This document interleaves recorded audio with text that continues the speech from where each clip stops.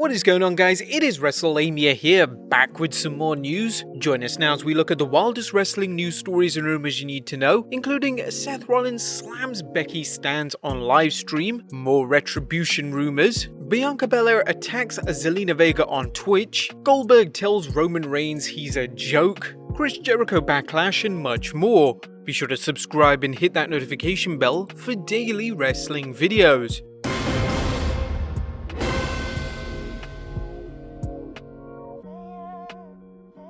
Now, let's get into the first story, as Seth Rollins slams Becky stands. Now, you may not know it, but Seth Rollins operates the fitness program Dead Boys Fitness with business partner Josh Gallegos. During a recent live workout video for said business, Seth Rollins was pestered with questions about the status of Becky Lynch's pregnancy. However, Rollins wasn't having any of it and firmly made it clear the video was about fitness and not about his personal business. And then I won't say it again. I'm not here to talk about my baby, so if you want to ask questions about that, then you can go somewhere else. I'm here to talk about fitness, kids, my personal life, so don't worry about that, please. It's not your business, unless I choose to make it your business, which I don't. So let's go back to fitness, shall we? Although he gets criticized for being thin-skinned, who can blame him for calling out the ignorant people who confuse a person's business life with their personal life? Next up, some Retribution rumors and CM Punk.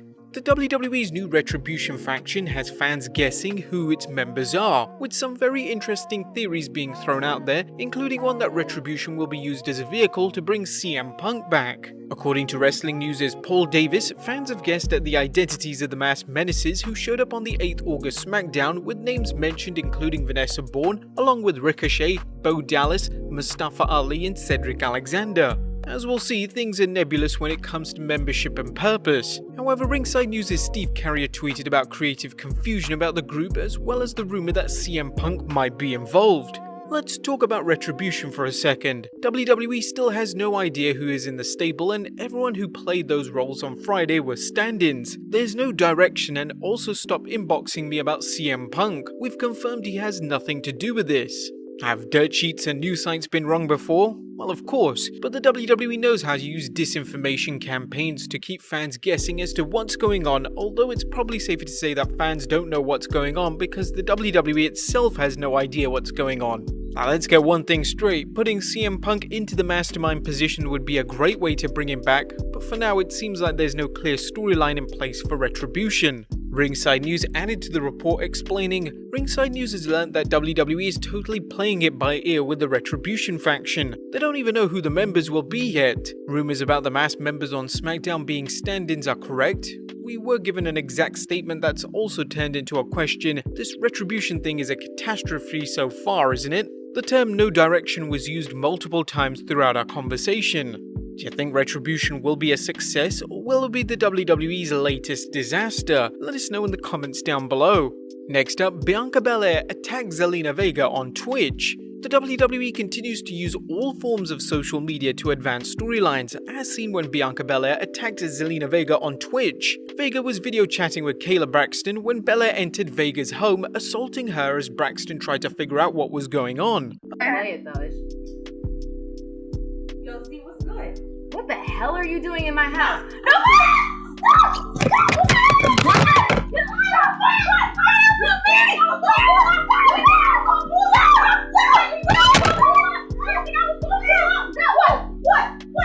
What the hell? You know what you did? You know what you did?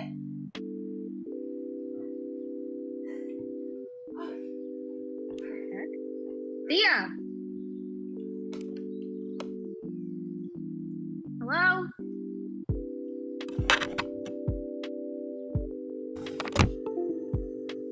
Hello? Thea? This follows the storyline on the 3rd August Raw where Belair accused Vega of poisoning her husband Montez Ford. And we gotta admit, this is actually one of the WWE's best uses of social media to advance storylines, even if the who poisoned Montez Ford plotline borders on the ridiculousness. And by the way, where the hell was Aleister Black to break things up? Next up, Matt Hardy says Sammy Guevara does not belong in wrestling. Does Sammy Guevara belong in wrestling? Well, apparently Matt Hardy doesn't think so, and who can blame him after the Spanish God threw a steel chair at Matt's face, busting him open the hard way. While this was clearly an accident, Hardy isn't letting it stop him from incorporating it into an angle. He cut a promo on his YouTube channel that included the following message. It is my mission, it is my duty, Sammy, to end you. And not just physically hurt you, it's my mission to rid you from this business because you don't deserve to be in the same industry I'm in. You don't deserve it. You see, I'm sure you live life every day, very easy-go-lucky, day to day, whatever happens. You're a young, single guy. Not me. When you put my life on the line, I have a family. I have a wife. I have 3 young kids that depend on me every single day. You took a chance on ruining my life. The Matt Hardy vs Sammy Guevara program could be a star-making one for Guevara, who is one of AEW's most talented stars. Next up, Goldberg tells Roman Reigns, "You're a joke." Wrestlers have a long memory when it comes to insults, as seen by a recent remark from Bill Goldberg during an appearance on the American Monsters Production YouTube channel.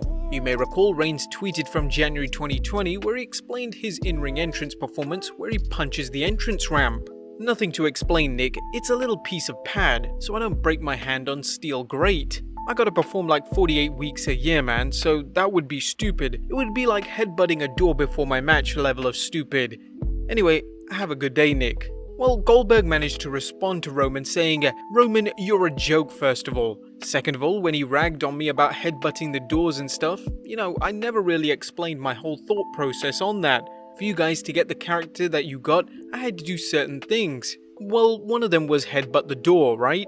And that may on the outside look like a stupid move, but as I mentioned, we all weigh the positives and negatives, so it's very positive to make it as violent as humanly possible, and as real as humanly possible, and all the negative is you lose a little blood and, hey man, you get another concussion and cut a week off your life."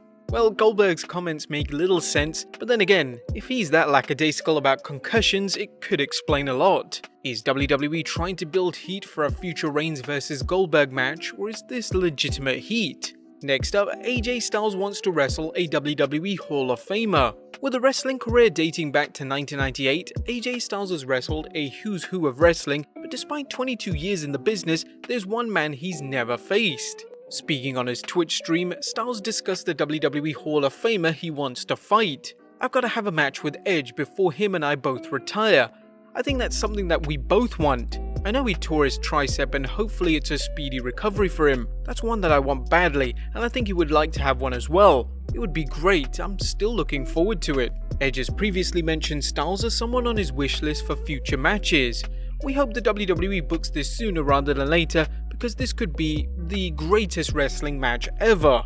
Next up, Brandi Rhodes deleted Twitter after numerous N-bombs. Like many wrestlers, Brandi Rhodes has used social media to interact with her fans, but recent comments from trolls have led to her deactivating her Twitter account. While some fans speculated Brandi left due to criticisms over AEW's new females-only club Heels, her husband Cody tweeted, "Leaving a social app because you open your phone to an absurd amount of N-bombs is respectfully understandable. No place for that." As for the Heels fan club, Brandi noted on Instagram that the new platform seems to be off to a good start. AEW Heels was a massive success last night. We exceeded the number of membership signups necessary to continue to move the fan club onward and upward. Thank you to every single person that joined last night, and those with memberships that were unable to make it. The best is yet to come. While some fans complained about paying for a fan club membership, it's no different than most fan clubs and seems to be yet another example of people trying to find something to complain about. Next up, Chris Jericho's Fozzy concert had no masks or social distancing, so it received a ton of backlash. A recent move by AEW star Chris Jericho has fans concerned as to how it could affect AEW, and it's also generating outrage. Jericho and his band Fozzy performed on the 9th August in Minot, North Dakota, with pictures showing no social distancing. In a time when public gatherings are still the subject of controversy, some fans find it mind-boggling that Chris Jericho would hold a concert with no social distancing. Some fans also wondered whether AEW President Tony Khan will require Jericho to quarantine himself after this move to prevent himself from potentially infecting other wrestlers. However, Jericho defended the decision to hold the concert in front of an audience, telling fans during his Saturday night special, these states of North Dakota and South Dakota have very low COVID cases, less than 1,000 in both states. I think Florida had like 9,000 today alone. So so the venues are kind of either outside or they're half capacity. We're sold out tonight in Minot with I think 50% capacity. Last night we were sold out in Sioux Falls, South Dakota with I think it was 35% capacity. So we hand out masks at the door, temperature checks, all that sort of stuff. Or do you think Jericho should quarantine himself? Let us know in the comments down below. And finally, The Big Show talks retirement. Last but not least, is The Big Show's wrestling career over? Well, not as far as he's concerned. Speaking on TV Guide, the world's biggest athlete explained, "Right now it's not on my mind, but it's always there. Let's face it, I've been doing this for 25 years. I'm not a spring chicken anymore. I have to see where our business evolves and see where I can fit in and still be an asset. Vince McMahon and I have talked extensively many times together about my role and what he wants from me and what I want to give the company.